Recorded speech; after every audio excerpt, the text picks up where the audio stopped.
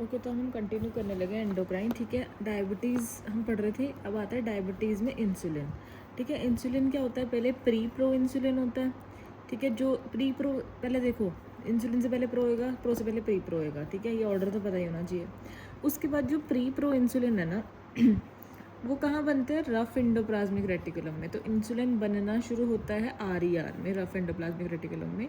और pre pro insulin के पास एक सिग्नल पेप्टाइड होता है।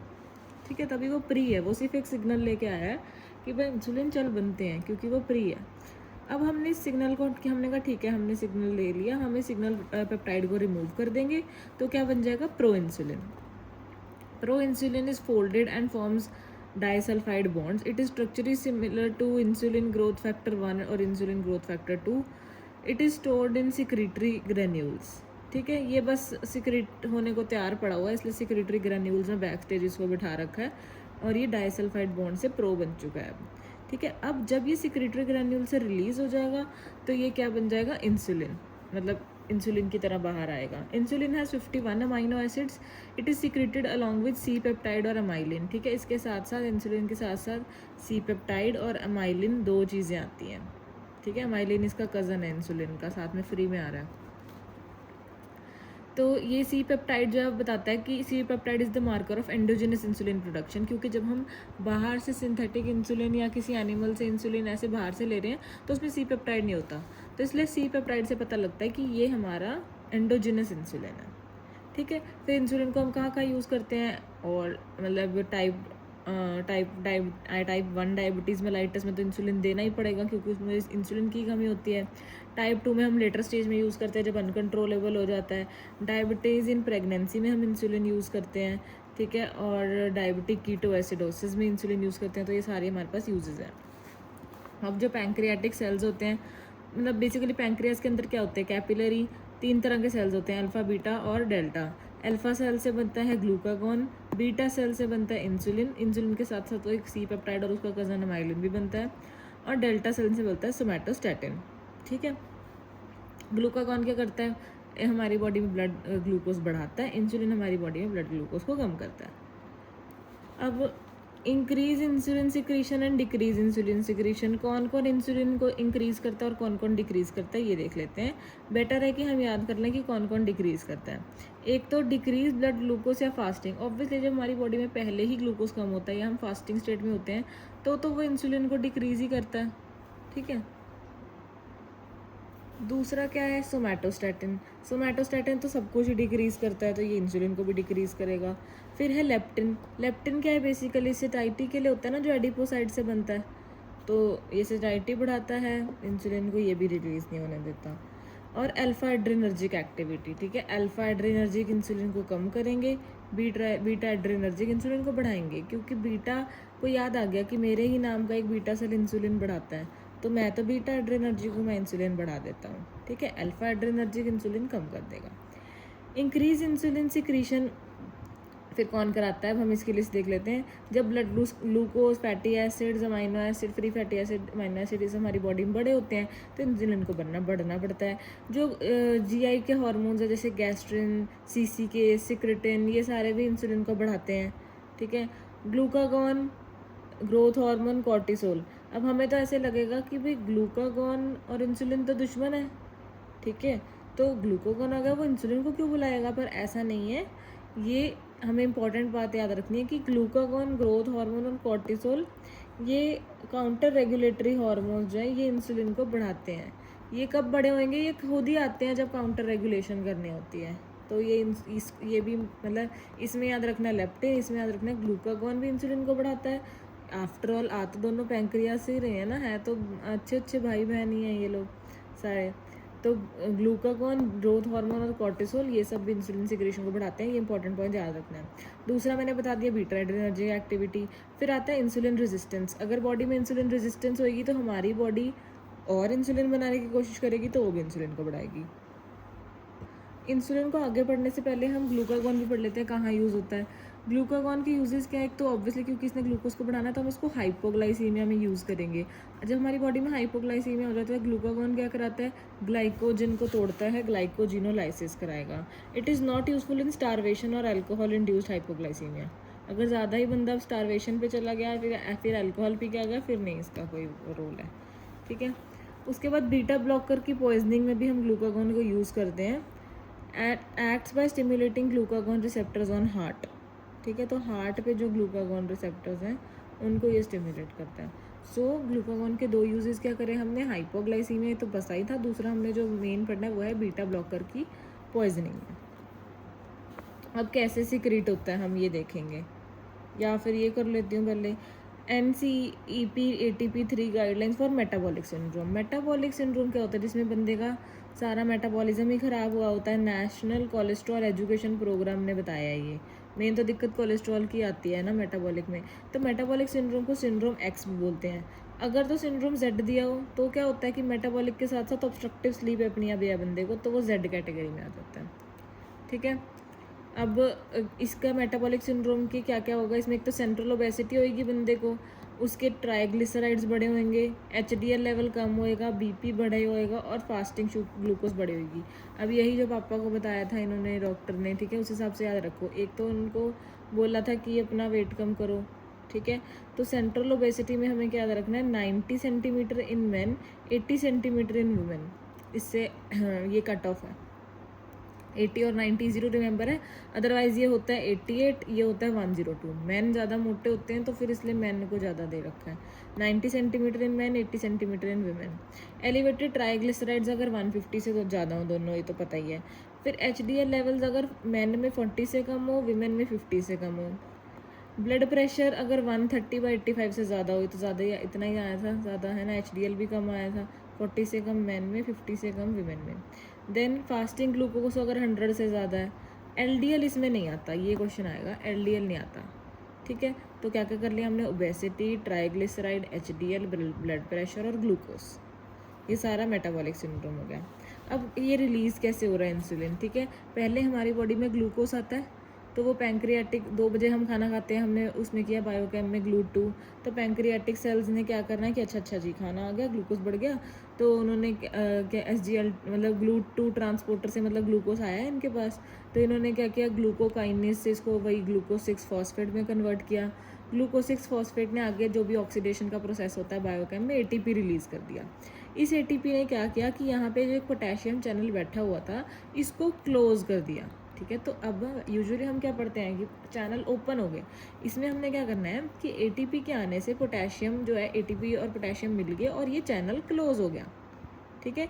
इस चैनल के क्लोज होने से ये पूरा सेल डीपोलराइज हो गया, जिसकी वजह से अब कुछ किसी ने तो कंपनसेट करना ही है, तो अब क्या खुलेगा, calcium channel. Calcium channel open होगा, कैल्शियम इन्फ्लक्स होएगा, कैल्शियम इन्फ्लक्स से इंसुलिन रिलीज हो जाएगा, ठीक है। Glucose enters the beta cell via GLUT2, phosphorylated by glucokinase and forms ATP. ATP closes potassium channels, traps potassium inside. This causes depolarization and इससे क्या होता है, calcium influx and insulin release. Sulfonylureas act by closing potassium channels, insulin secretagogues. आगे हम oral hypoglycaemic agents पढ़ेंगे, उसमें से जो सल्फोनाइल यूरियाज होते हैं ना, वो क्या करते हैं, इसी पोटेशियम चैनल को जो बंद हो रहा था इसी को क्लोज करते हैं। तो ये इंपॉर्टेंट बात मैं तो पूछूंगी तो याद रखनी है कि पोटेशियम चैनल्स को जो उनको बेसिकली क्लोज करा रहे हैं सल्फोनाइल यूरिया। सल्फोनाइल यूरिया ने क्या सोचा कि अच्छा ये तो इसके क्लोज होने से इंसुलिन रिलीज़ होता है, पर मैं ATP वगैरह तो बना नहीं सकता, तो मैं एक काम करता हूँ, ATP वाला स्टेप बाईपास करके मैं सीधा ही इसको क्लोज कर देता हूँ ताकि इंसुलिन रिलीज़ हो जाए, इसलिए इसको इंसुलिन सिक्रीटागॉग्स बोलते हैं। इसके बाद आ गया high blood glucose levels in the morning. एक ना ये ग्राफ देखो, क्या होता है कि रात को खाने के बाद, जैसे रात को जो है हमारा जब जैसे जैसे रात होती है, हम खाना खाने के बाद 2-3 बजे तक ऑब्वियसली पूरी रात खाना नहीं खाते हैं ना, तो क्या होता है पहले धीरे धीरे हमारी बॉडी में ग्लूकोज कम होता है, ठीक है। पर ऐसे थोड़ी है कि वो कम ही होता रहेगा, ऐसे तो फिर सुबह तक हमें कुछ ज़्यादा ही हाइपोग्लाइसीमिया हो जाएगा, ऐसे नहीं होता। हमारी बॉडी में पहले ग्लूकोज कम होता है, फिर धीरे धीरे हमारी बॉडी में इंसुलिन बढ़ जाता है, मतलब इंसुलिन नहीं, ब्लड ग्लूकोज बढ़ जाता है, सॉरी मेरे मुंह से इंसुलिन निकल गया। हमारी बॉडी में इंसुलिन कम होता है, जो कि नॉर्मल है कि वो रात को 2-3 बजे कम रहेगा, फिर उसके बाद बढ़ जाता है। तो तभी कई बार अगर हम रात को सोते नहीं हैं, हमें 2-3 बजे भूख लगने लग जाती है, जबकि सुबह इतनी भूख नहीं लगती, रात को 2-3 बजे ज़्यादा ही भूख लगती है। वो क्यों हो रहा है, बिकॉज ऑफ डॉन फिनोमेना। हमारी बॉडी को पता लग गया डॉन हो गया है, तो फिर ये नॉर्मल चीज़ है कि रात को ब्लड ग्लूकोज कम होती है। इसमें क्या होता है, insulin sensitivity is reduced in the morning. Cortisol, morning में क्या होता है, मॉर्निंग में कॉर्टिसोल और ग्रोथ हार्मोन आ जाते हैं, तो फिर वो इंसुलिन सेंसिटिविटी को कम कर देते हैं, तो हमारा ध्यान भटक जाता है, हम सुबह कॉर्टिसोल ग्रोथ हार्मोन की तरफ ध्यान देने लग जाते हैं। 3 AM पे क्या होता है कि ब्लड ग्लूकोज नॉर्मल होते हैं। It leads to higher blood glucose level in ये नॉर्मल ही है जो रात को हो रही है ना, कम नहीं हो रही, क्योंकि मैं अभी सही सलामत कंडीशन में हूँ। देखो 3 बज रहे हैं, अगर कम होती तो मेरा दिमाग ही नहीं काम कर रहा होता, ठीक है। तो क्या हुआ, थोड़ा सा कम होनी शुरू हुई, which is in the normal range, पर सुबह तक जाके वो थोड़ी हाई हो जाती है। तो इसका क्या ट्रीटमेंट है कि अगर तुम्हें ऐसे लग रहा है कि ये तो नॉर्मल चीज़ होगी, पर किसी बंदे को अगर डायबिटीज़ है ना, तो उसकी तो सुबह एकदम से बहुत ज़्यादा हो जाएगी ग्लूकोज इस हिसाब से। तो ये फैक्टर को हटाने के लिए हमें क्या करना पड़ता है, बेड टाइम पे इंसुलिन थोड़ी ज़्यादा दे देते हैं हम उनको, कि रात वाली डोज थोड़ी ज़्यादा ले लेना, क्योंकि सुबह बढ़नी है, ग्लूकोज इतनी नहीं बढ़ेगी। उसके बाद आता है सोमोगी इफेक्ट। सोमोगी इफेक्ट का से हमें याद रखना है, सो मच इंसुलिन। इसमें क्या होता है कि जब, और ऊपर से सो से याद रखना है, जब बंदा सो रहा है, कि जब बंदा सो रहा होता है तब उसकी ग्लूकोज ज़्यादा ही कम हो जाती है। अब ये अब नॉर्मल है कि रात को इस टाइम 2-3 बजे इंसुलिन ज़्यादा ही कम हो जाए, तो वो सोमोगी इफेक्ट है। इसमें होता है low blood sugar at night due to skipped dinner या हाई बेड टाइम। ये क्यों होता है, या तो तुमने डिनर नहीं किया, या फिर तुमने बहुत ज़्यादा इंसुलिन ले ली रात को, तो 3 AM ब्लड ग्लूकोज जो है वो लो हो जाती है, और उसके बाद एकदम से काउंटर रेगुलेटरी हार्मोन्स हैं वो सुबह उसको दोबारा बढ़ा देते हैं। तो ये एक एबनॉर्मल सी चीज़ है ना। तो इसलिए इसके मामले में क्या करना है कि इसमें हमें खतरा रात को है कि भाई एकदम से रात को ग्लूकोज तुम्हारी कम हो रही है, तो अब तुमने बेड टाइम इंसुलिन को कम करना है। डॉन में हम बेड टाइम इंसुलिन को बढ़ा रहे थे, सोमोगी में हम बेड टाइम इंसुलिन को कम कर रहे हैं, ठीक है। इसके बाद क्या, ये चीज़ तो हम कर ही चुके हैं। अल्फा सेल से ग्लूकागॉन आता है जो ब्लड शुगर को बढ़ाएगा, यूज्ड इन हाइपोग्लाइसीमिया। और किसमें क्या था, बीटा ब्लॉकर पॉइजनिंग में, है ना। बीटा सेल्स में क्या, बीटा सेल से आता है इंसुलिन और उसका कज़न भाई अमाइलिन, ये दोनों ब्लड शुगर को कम करेंगे, इसलिए हम इसको डायबिटीज़ में यूज़ करते हैं। डेल्टा सेल से आता है सोमैटोस्टैटिन, जो इंसुलिन, इन दोनों को ही कम कर देता है उठा के, इसको सब कुछ कम करना है, इंसुलिन और ग्लूकागॉन दोनों को कम कर देगा। It is used in islet cell tumour, ठीक है। तो आइलेट सेल के ट्यूमर में हम इसे यूज़ करते हैं। वाह, नाइस यूज़। अब है डायबिटीज़ मेलाइटस कंटिन्यूस, की अब हम इंसुलिन के, हमने पढ़ तो लिया कि कैसे बनती है, प्रो इंसुलिन ये सब करके, पर अब टाइप्स क्या होती हैं इंसुलिन की, ठीक है। इस ग्राफ में देखो, इससे इसका एक्शन पता लग रहा है। एक होती है जो बिल्कुल ही जल्दी एक्ट कर रही है, ठीक है, फिर मतलब ये होगी अल्ट्रा शॉर्ट एक्टिंग या रैपिड एक्टिंग।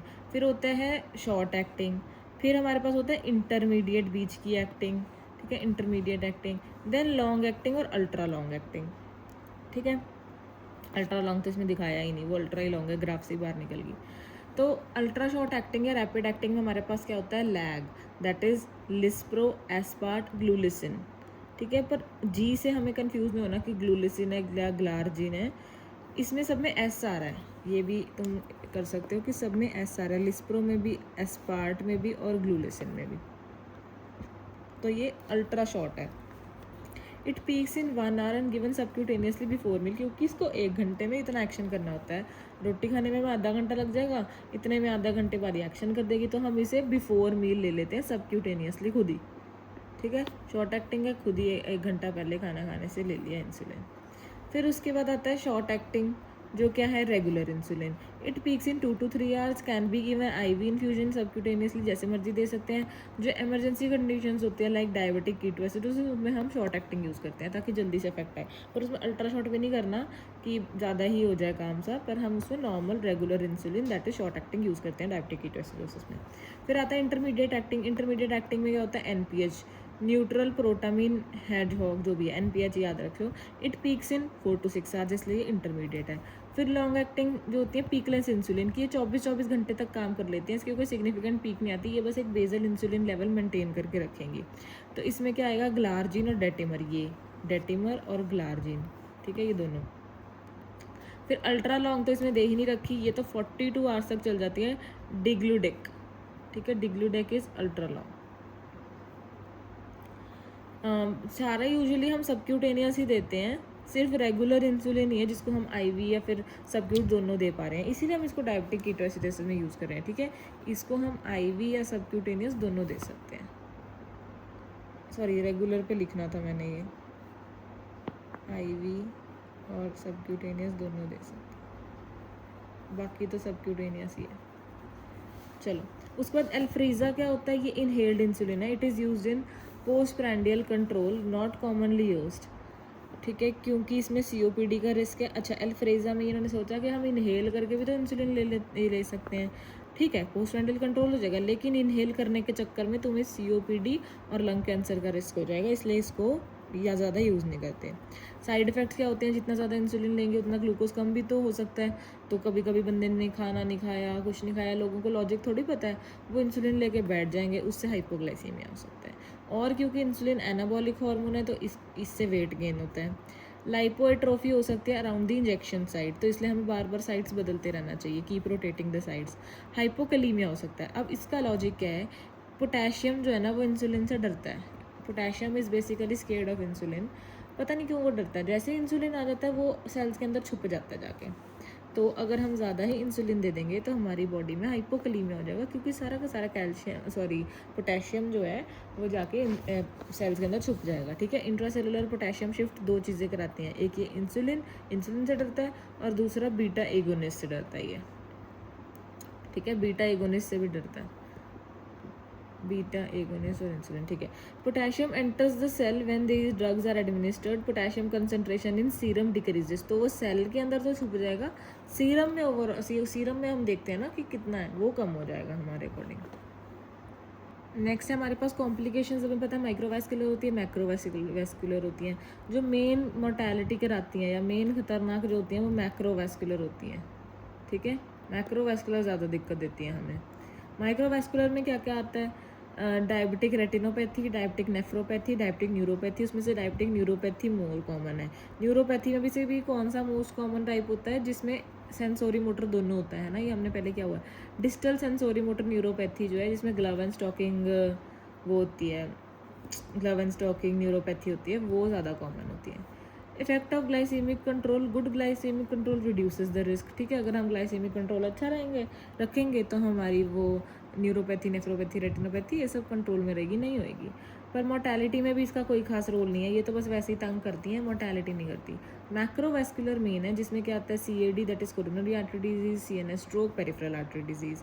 ये इसमें ग्लाइसीमिक कंट्रोल तुम जितना मर्जी कर लो, अब तुम डायबिटीज़ के चक्कर में फंस गए तो तुम्हें CAD, PAD इन सब का रिस्क जो है वो बढ़ जाता है। ठीक है, तुम हाई रिस्क में आ गए अब इस वजह से। ग्लाइसीमिक कंट्रोल कर लो जितना मर्जी, अब कोई फ़र्क नहीं पड़ेगा, पहले सोचना चाहिए था, है ना। और मेजर कॉज ऑफ मोर्टेलिटी यही होते हैं।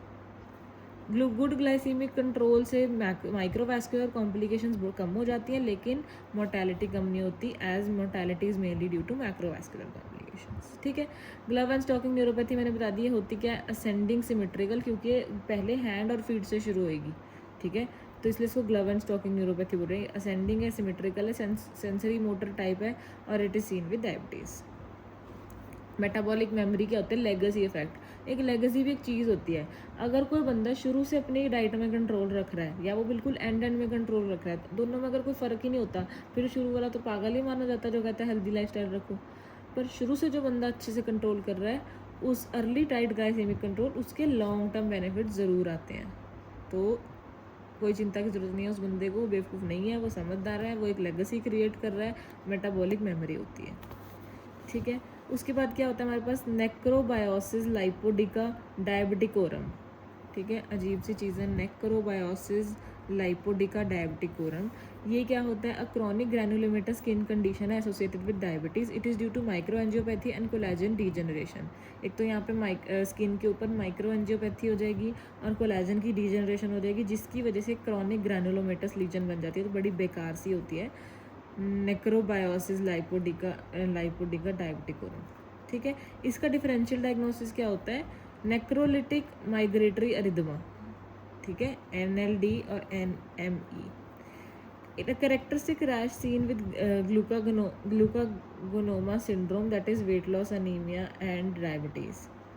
ठीक है, एक होता है हमारे पास, इसमें हमारे पास जो एक चीज़ है हमारे पास NLD, दैट इज़ नेक्रोबायोसिस लाइपोडिका डायबिटिकोरम। दूसरा है हमारे पास नेक्रोलिटिक माइग्रेटरी अरिदमा। ठीक है, तो ये दोनों N से शुरू हो रही हैं और सिमिलर ही होती हैं, पर ये किस में हो रही है हमारे पास, डायबिटीज़ में। ठीक है, और ये किस में हो रही है एनेमी, ये ग्लूकागोनोमा में हो रही है। ग्लूकागोनोमा में क्या होता है, डायरिया, डिप्रेशन, डीवीटी, एनेमी और डायबिटीज़ मेलाइटस, ठीक है, ये एक बड़ा सा सिंड्रोम है। ड्रग्स कॉजिंग डायबिटीज़, अब किन ड्रग से डायबिटीज़ हो सकती है, एक तो जो चीज़ें इंसुलिन रेजिस्टेंस कराएंगे, एक जो इंसुलिन की सिक्रेशन को कम कराएंगे, और कुछ मिक्स ड्रग्स होते हैं। इंसुलिन रेजिस्टेंस कौन बढ़ाता है, स्टेरॉइड्स, इसीलिए स्टेरॉइड्स बेकार है, ये डायबिटीज़ भी करा देंगे। प्रोटीज इनहिबिटर्स, ये भी मेटाबॉलिक सिंड्रोम कराते हैं। क्लोजापिन और बीटा एगोनिस्ट, ठीक है, बीटा एगोनिस्ट बार बार तंग करने आ रहा है, ये मैंने अभी ये भी पढ़ा कि पोटेशियम इससे डरता है, ठीक है, डायबिटीज़ भी करा रही है। क्लोजापिन हमने साइकेट्री में पढ़ा है। और प्रोटीज इनहिबिटर्स जो है, जो मेटाबॉलिक सिंड्रोम कराते हैं। और स्टेरॉइड्स, ये सारे इंसुलिन रेजिस्टेंस कराते हैं। इंसुलिन की सिक्रीशन कम कौन कराता है, थायजाइड्स और फेनेटोइन, ठीक है, थायजाइड्स एंड फेनेटोइन इंसुलिन सिक्रीशन को कम कराते हैं, तो ये भी डायबिटीज़ करा सकते हैं। देखो फेनेटोइन भी डायबिटीज़ करा सकता है, थायजाइड्स डायूरेटिक्स भी डायबिटीज़ करा सकते हैं। देन मिक्स्ड नायसिन और इंटरफेरॉन अल्फा, ये भी करा सकते हैं। तो नायसिन सुनने में तो अच्छा लगता है, पर ये भी डायबिटीज़ करा रहा है। Steroids are the most common cause of drug induced hyperglycaemia. Protease inhibitors are associated with metabolic syndrome, है तो पूरा का पूरा मेटाबॉलिक सिंड्रोम ही करा रहे हैं, ठीक है। तो दोबारा देख लो, steroids, protease inhibitors, clozapine, beta agonist, thiazides, phenytoin, interferon alpha, ये सब डायबिटीज़ करा रहे हैं। थायजाइड्स और नायसिन जो है ये हाइपर यूरेसीमिया भी कराते हैं और डायबिटीज़ भी कराते हैं, मतलब गाउट भी कराएंगे और डायबिटीज़ भी कराएंगे, थायजाइड्स एंड नायसिन।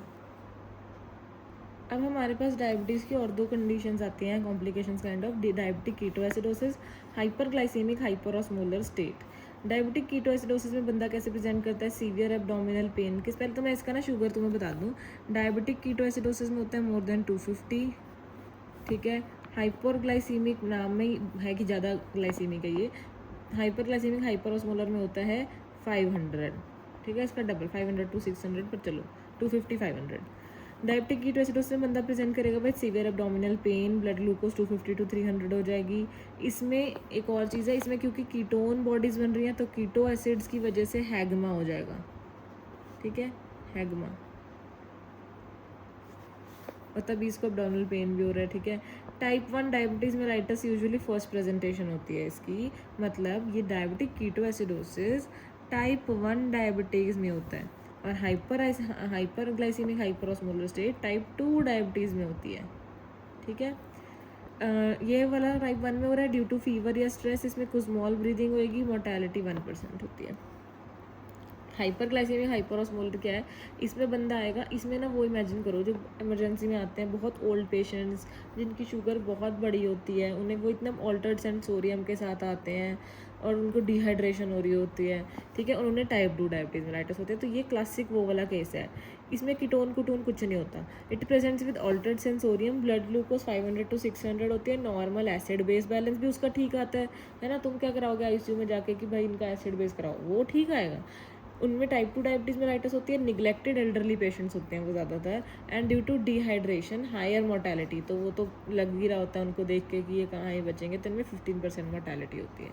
इन दोनों के मैनेजमेंट कैसे करते हैं, सबसे पहला काम है हमारा फ्लूइड्स देना, सब ठीक है, उसको इसकी डिहाइड्रेशन ठीक करना, इसका भी मतलब पहले से थोड़ा सा ठीक ही करना है ना हमें, जो इसका शॉक वाली स्टेट आ रही है, तो हमने इन दोनों में पहले फ्लूइड्स देने, आईवी फ्लूइड्स, फिर इंसुलिन देना है, इनकी शुगर ठीक करनी है, फिर एंड में पोटेशियम देना है। अगर पोटेशियम कम हो जाता है, इंसुलिन के आने से पोटेशियम भागने लग जाएगा ना, तो फिर हमें पोटेशियम देना पड़ेगा। हम पहले देंगे फ्लूइड, स्टार्ट विद 0.9% सेलाइन, ठीक है, नॉर्मल सेलाइन, फिर उसके बाद switch to dextrose when blood glucose, साथ में ये भी देखना है कि ब्लड ग्लूकोज कम भी ना हो जाए, ठीक है। तो जब 200 से इंसुलिन हम देना शुरू कर देंगे, ठीक है, 0.9 शुरू कर दिया, अगर आगे जाके ग्लूकोज कम होता है तो हमें डेक्सट्रोज भी देना पड़ेगा। इंसुलिन जो है, अरे मैंने क्या बोला है अभी, मैं दोबारा बोलती हूँ। फ्लूइड्स में हमने स्टार्ट करना है 0.9% सेलाइन, नॉर्मल सेलाइन, ठीक है। इंसुलिन अगर मेरे मुंह से निकल गया तो उसे इग्नोर करो। Switch to dextrose when blood glucose is less than 200, ठीक है। नॉर्मल सेलाइन फ्लूइड्स तो हम देते ही जा रहे हैं, उसके बाद अगर कभी आगे जाके ब्लड ग्लूकोज 200 से कम हो जाता है तो हमें डेक्सट्रोज पे स्विच करना पड़ेगा। जो इंसुलिन है वो हम एडमिनिस्टर करेंगे, आईवी बोलस नहीं देना, हम आईवी ही इंसुलिन देंगे। पर जब पेशेंट ठीक हो गया, थोड़ा सा एबल टू ईट है, उसका ग्लूकोज 200 से कम आ गया, नाइन गैप हगमा था वो भी सही हो गया ना, नाइन गैप लेस देन 12 हो गया, और बाइकार्बोनेट मोर देन 15 हो गया, जब ये सारी कंडीशन फुलफिल हो जाती है तो हम इसके आईवी इंसुलिन को सबक्यूटेनियस में स्विच कर सकते हैं। फिर आता है पोटेशियम।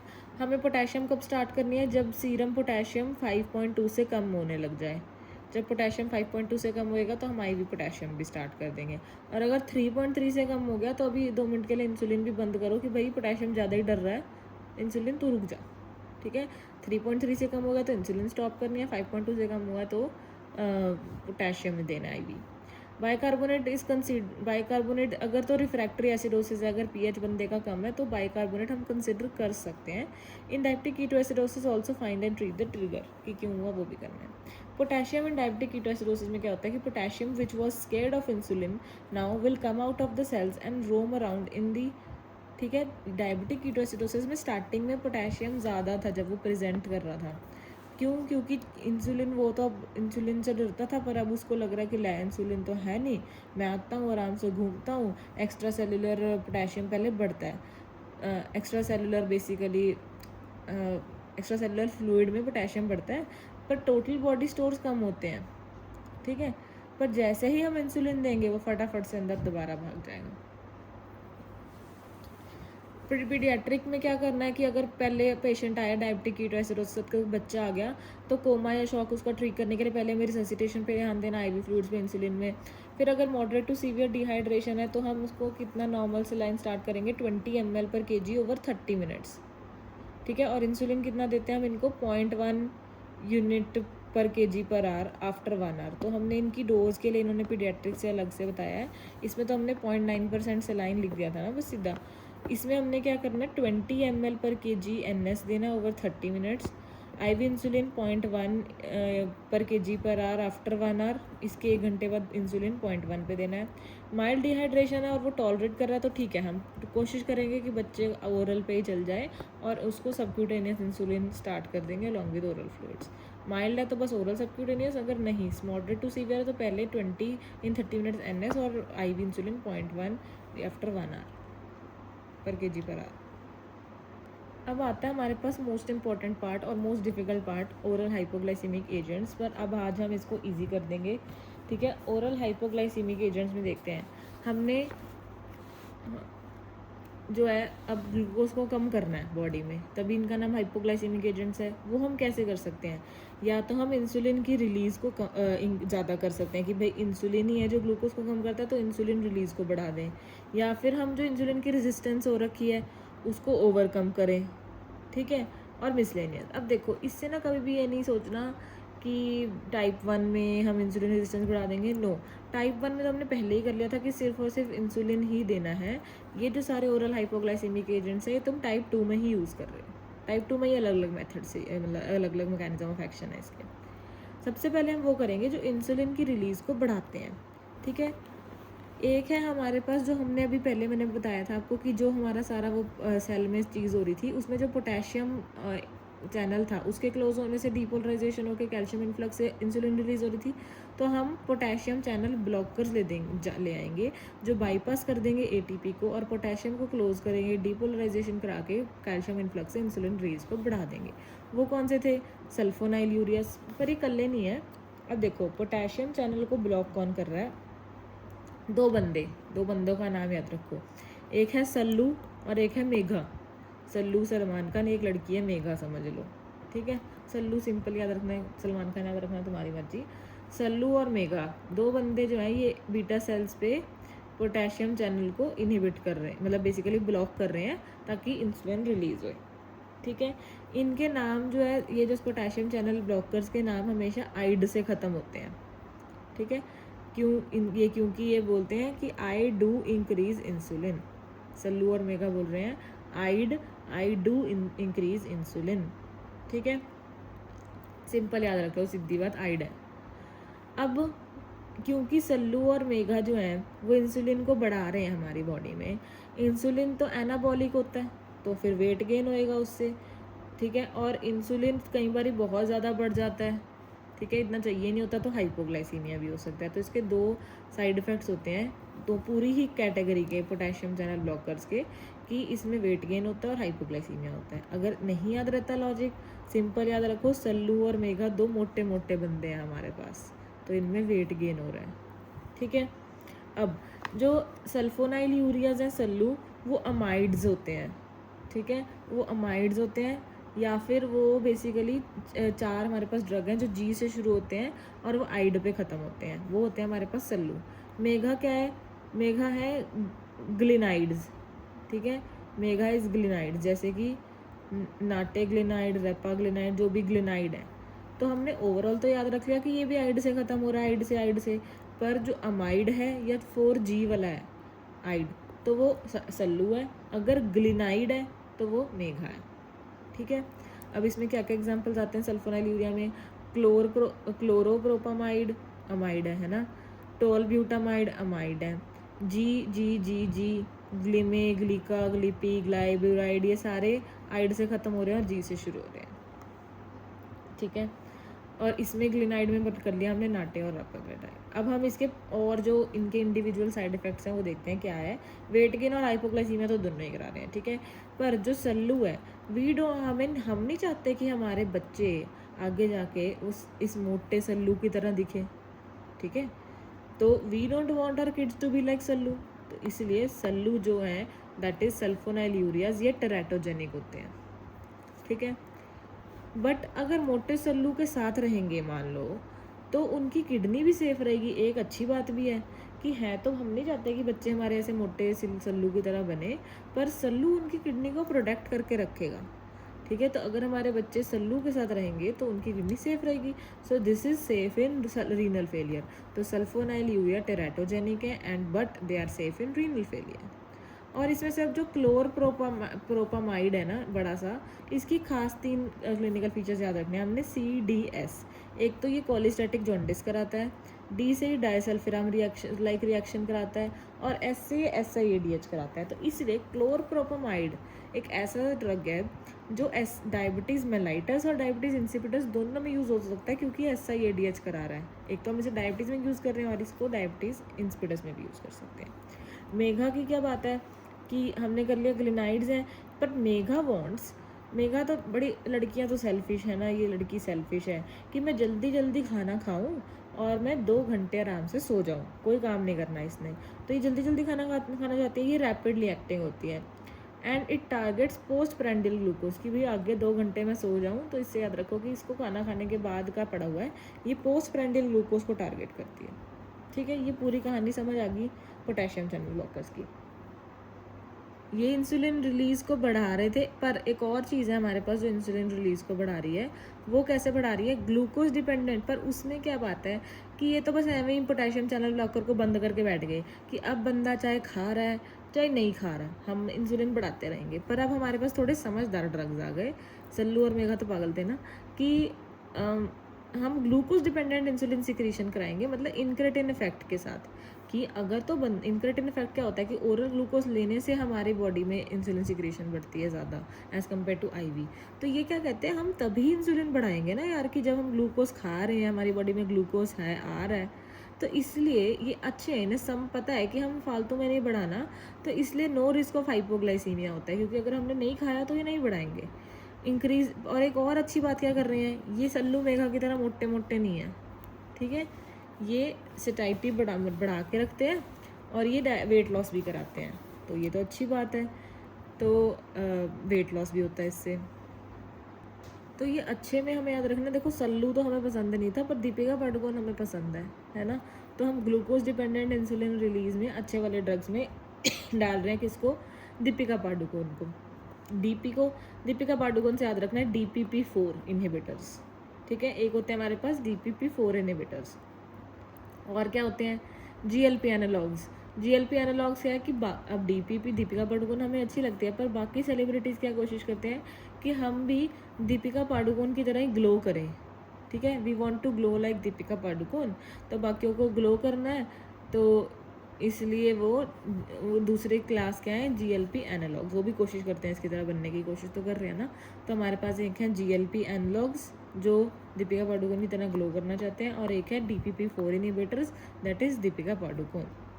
अब इनके नाम में तो आइड था सल्लू मेघा के नाम में, इनके नाम में क्या है, जो DPP-4 है दीपिका पादुकोण, ये वेट, एक तो पहली बात ये वेट न्यूट्रल है, ठीक है, उसको अपना वेट ना कम करने की ज़रूरत है ना बढ़ाने की ज़रूरत है, वो परफेक्ट है जैसी है, ठीक है। अब दीपिका पादुकोण जो है वो ग्लो कैसे कर रही है, उसको ग्लो करने का राज क्या है कि ये पीती है लिप्टन ग्रीन टी, याद है ऐड आती है लिप्टन ग्रीन टी, तो ये इसके नाम में छुपा हुआ है इसका राज ग्लो करने का, दैट इज़ ग्लिप्टन्स। ये मेटाबोलाइज करती है GLP-1 को, मतलब कि ये जो भी ग्लो करना की इसकी चाह रहे हैं GLP-1 को, तो उन्हें ये मेटाबोलाइज ही कर देती है कि भाई तुम नहीं मेरे सामने टिक सकते। मेरा असली राज तो ये है कि she drinks oral Lipton green tea, gliptins, तो इसलिए याद रखना है कि ये ओरल ड्रग्स होते हैं, टी तो वो ओरल ही ले रही है ना। लेकिन बट एक दिक्कत है दीपिका पादुकोण में कि उसका ना हमेशा गला खराब जुकाम ये रहता ही है उसको, तो इसका साइड इफ़ेक्ट क्या होता है, नेजोफेरेंजाइटिस, बट उसका नाक और गला ख़राब रहता है, so she drinks more Lipton green T, इसलिए वो और एक तो ग्लो करना चाह रही है और अपना नाक गला भी ठीक करना चाहिए, तो वो और लिप्टन ग्रीन टी पी रही है, ठीक है। तो इसका साइड इफेक्ट भी हो गया। इसमें ग्लिप्टन्स आते हैं, कौन कौन से हो गए, सीता ग्लिप्टन, सैक्सा ग्लिप्टन, लीना ग्लिप्टन, ठीक है। सैक्सा ग्लिप्टन में हमें याद रखना है मतलब नाम से कि ये सिप मेटाबोलाइज होते हैं, सैक्सा सिप, और पर ये दोनों रीनल में हम यूज़ नहीं कर सकते, हम सिर्फ कौन सा यूज़ कर सकते हैं, लीना ग्लिप्टन, क्योंकि हमें क्या आना है, लाइन पता है, लीना ही लेना, it is safe in renal failure, other gliptins are not. एक होता है विल्डा ग्लिप्टन, इसमें एल आता है, तो it is avoided in liver failure, liver failure में इसे अवॉइड करेंगे। चलो ग्लिप्टन्स की कहानी खत्म होगी। अब हम GLP एनालॉग जो बाकी लोग हैं ना, अब वो दीपिका पादुकोण की तरह ग्लो करना चाहते हैं, ठीक है। तो ग्लो करने के लिए एक तो उन्हें कपड़े अच्छे पहनने, और वो क्या करते हैं, टाइड से कपड़े धोते हैं अपने, ठीक है, ताकि हम उसकी तरह अच्छे अच्छे कपड़े पहन के जाएं।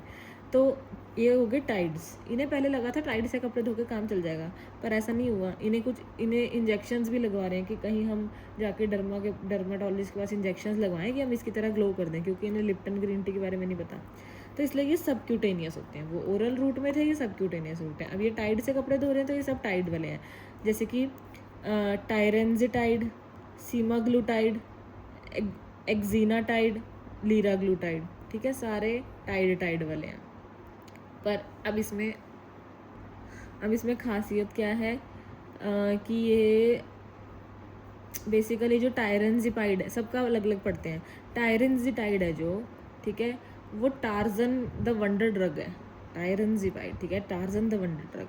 लोगों को तो ये चाहिए, क्यों ये वंडर ड्रग क्यों है, क्योंकि ये वेट लॉस कराता है, मैक्सिमम वेट लॉस कराएगा ये टार्जन द वंडर ड्रग। तो तभी हमारे पास मेरे पास OPD में मेडिसिन में एक पेशेंट आया था, वो कह रहा था मुझे मंजारो इंजेक्शन लगवाना है, ये वो सब यही होते हैं इंजेक्शंस, पर ये अच्छे इंजेक्शंस नहीं है। क्यों, क्योंकि इनमें साइड इफ़ेक्ट रहता है। हमने उन्हें रेकमेंड नहीं किया कि भाई मत लगवाओ, तब मुझे रीज़न नहीं पता था, अब मुझे आज रीज़न पता है, क्योंकि इनसे क्या साइड इफ़ेक्ट हो सकते हैं, पैंक्रियाटाइटिस और मेडुलरी थायराइड कार्सिनोमा, इसलिए नो मंजारो इंजेक्शन, ठीक है। पैंक्रियाटाइटिस और मेडुलरी थायराइड कार्सिनोमा हो सकता है।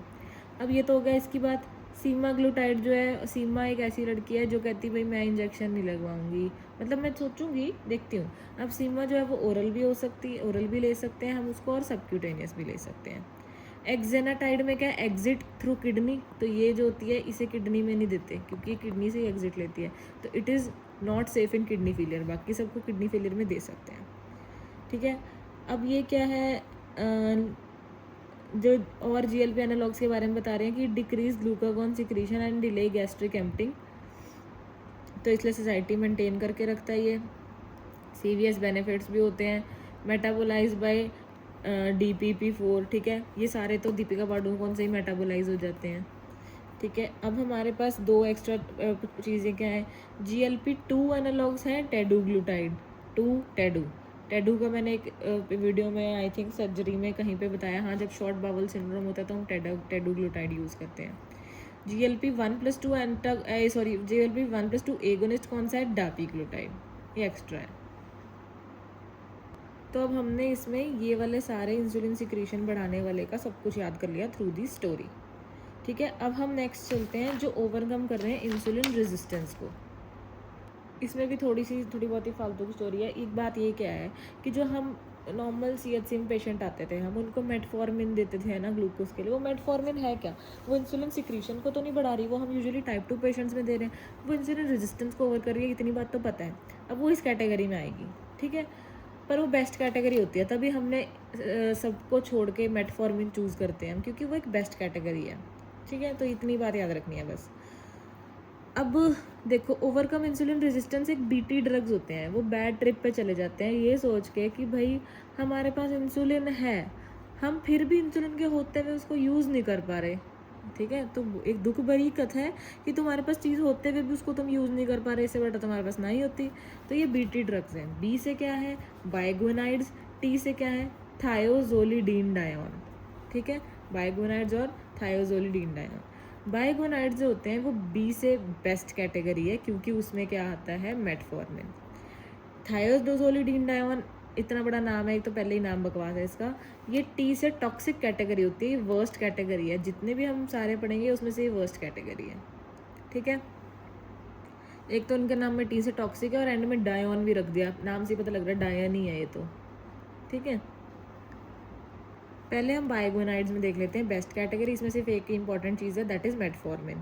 ये क्या करता है? मेटफॉर्मिन स्टिमुलेंट्स AMP काइनेज, ठीक है। M से मेटफॉर्मिन AMP काइनेज को स्टिमुलेट करता है। इसको हमने बेस्ट नाम दे दिया, इतना तारीफ कर दी, क्यों?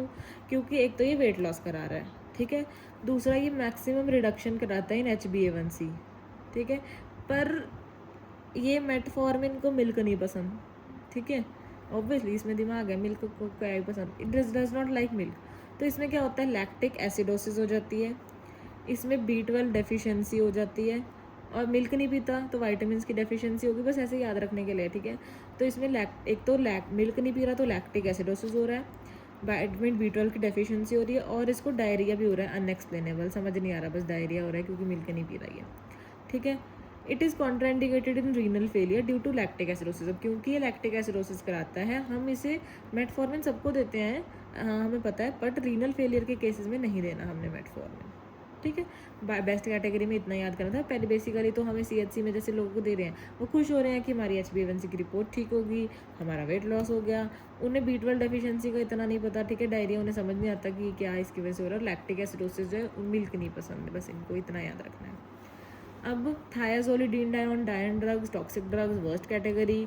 ये इनका नाम किससे ख़त्म होता है? ग्लिटाजोन से। देखो हम एक गलत जोन ऑफ ड्रग्स में घुस चुके हैं, इन्होंने खुद का नाम ही ग्लिटाजोन मतलब गलत जोन है, ठीक है। और ये हद पार कर देते हैं, इनका इतना बुरा हाल है कि ये हद पार कर देते हैं। तो इनका मैकेनिज्म ऑफ एक्शन क्या है? PPAR गामा एक्टिवेशन, पार कर देते हैं हद को, ठीक है। अब ये हमने इतनी बुराई कर दी इसकी, क्यों? एक तो ये सबसे पहले वेट गेन कराते हैं, ठीक है, सबसे पहला तो बकवास काम यही होगा। दूसरा, ये हार्ट फेलियर भी कराते हैं, बिकॉज ये सोडियम वाटर रिटेंशन करा रहे हैं, हार्ट के लिए भी अच्छे नहीं है। लिवर के लिए भी यही पैटोटॉक्सिक है, इसमें हमें LFT मॉनिटरिंग करानी पड़ती है, ठीक है। तो सोचो भाई, हार्ट भी ख़राब कर रहे हैं, लिवर भी ख़राब कर रहे हैं। इसमें से एक ना ट्रो करके नाम था इसका, ट्रोग्लिटाफ्लोजिन, वो तो बिल्कुल ही लिवर के लिए ख़राब था, उसको तो विड्रॉ ही कर दिया इन्होंने, चलो छोड़ो, ठीक है। हार्ट फेलियर करा दिया, हेपेटोटॉक्सिक हो गया। दूसरा, ये फ्रैक्चर्स करा रहे हैं, और ये आँख भी, बोन्स ख़राब कर दिया, अब आँख भी ख़राब कर रहे हैं, CME भी करा रहे हैं। तो ये ले ही क्यों बंदा जब ये सब कुछ ख़राब ही कर रहा है? इसीलिए मैंने इसकी इतनी बुराई की थी, ठीक है। इतना ही नहीं, इनके कुछ स्पेसिफिक साइड इफ़ेक्ट्स भी हैं, जैसे पायोग्लिटाजोन जो है वो पी कहाँ से करते हैं? ब्लैडर से, पानी पी के, है ना, पियो पहले पानी फिर पी करो, ये ब्लैडर की कहानी है। तो ये CA ब्लैडर कराता है। रोजीग्लिटाजोन क्या कराता है? रोज़ ही एक MI का केस कराता है ये तो ये MI कराता है रोजीग्लिटाजोन, तो इसलिए ये वर्स्ट कैटेगरी है, ठीक है। तो ये हमने ड्रग कर लिए जो ओवरकम करते हैं इंसुलिन रेजिस्टेंस को। अब हम कुछ मिसलेनियस ड्रग्स करेंगे। मिसलेनियस में एक तो हम करेंगे अमाइलिन एनालॉग्स। अमाइलिन कौन था? याद करो, इंसुलिन का वो कज़न, ठीक है। तो वो वही उसकी हेल्प ही करा रहा था, वही काम करा रहा था। तो ये इसका क्या नाम है? प्रामिलिनिटाइड। ये उसका पंजाबी में बोलते हैं ना, इंसुलिन का ये था भरा है मेरा, ठीक है। तो ये उसका ब्रदर है, बेसिकली उसका भरा है इंसुलिन का।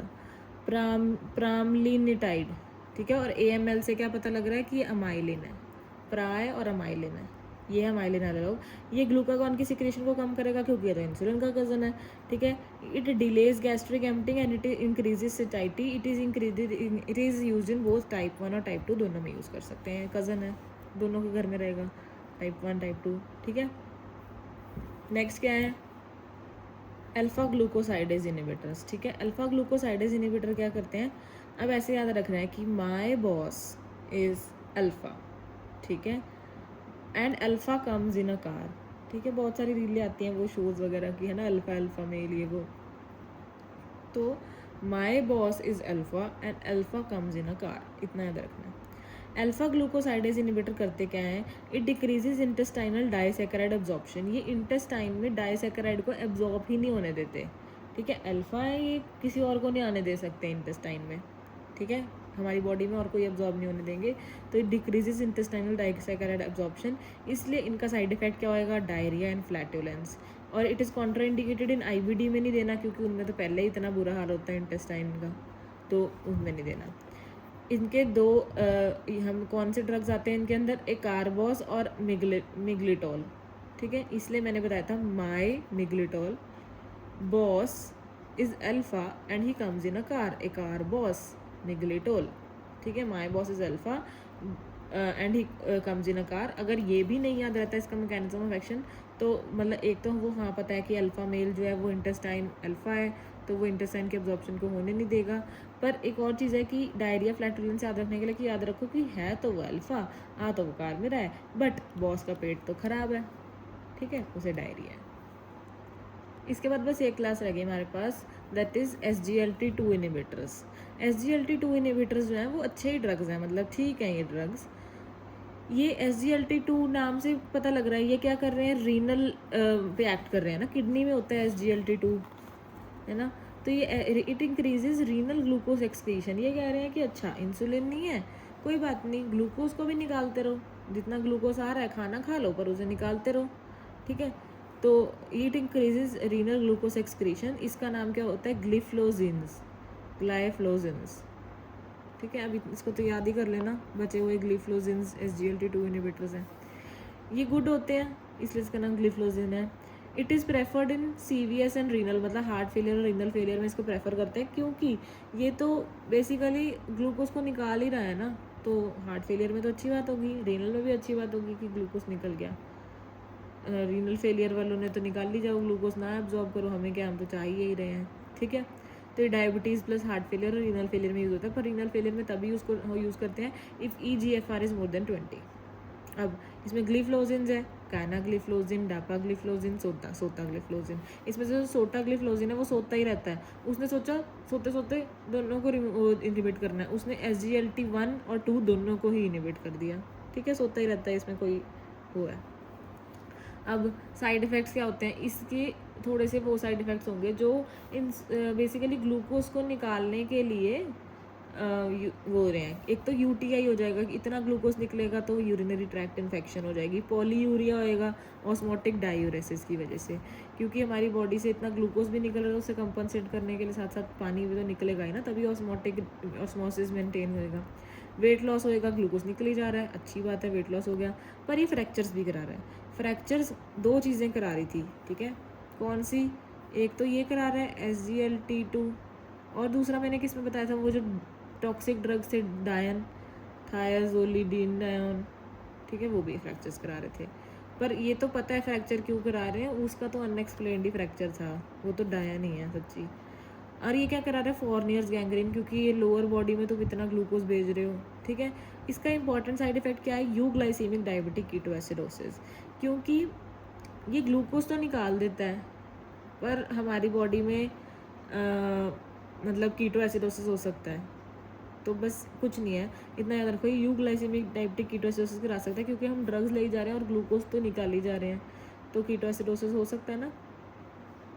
तो अब क्या है कि इसे स्टॉप, इसीलिए इसको स्टॉप करते हैं 2 to 3 day prior to any surgery, और बाकी जो सारे ड्रग्स होते हैं उन्हें सिर्फ मॉर्निंग डोज एमिट करते हैं हम, ठीक है। पर इसका क्या है कि 2 to 3 डेज प्रायर बंद करना पड़ता है, तो ये एक इंपॉर्टेंट पॉइंट है, इसको तो तुम याद ही कर लेना। देन एडजंक्ट्स होते हैं और जो हम यूज़ कर सकते हैं like bromocriptine. Bromocriptine insulin resistance को कम कर देगा, है ना, और अर्ली इन द मॉर्निंग लेते हैं ये। फिर उसके बाद bile acid sequestrant that is colesevelam. चलो यार आगे बढ़ो। Ranolazine that is a metabolic modulator. तो ये हो गए हमारे पास सारे के सारे oral hypoglycaemic drugs in the form of story. So diabetes ख़त्म हो गया।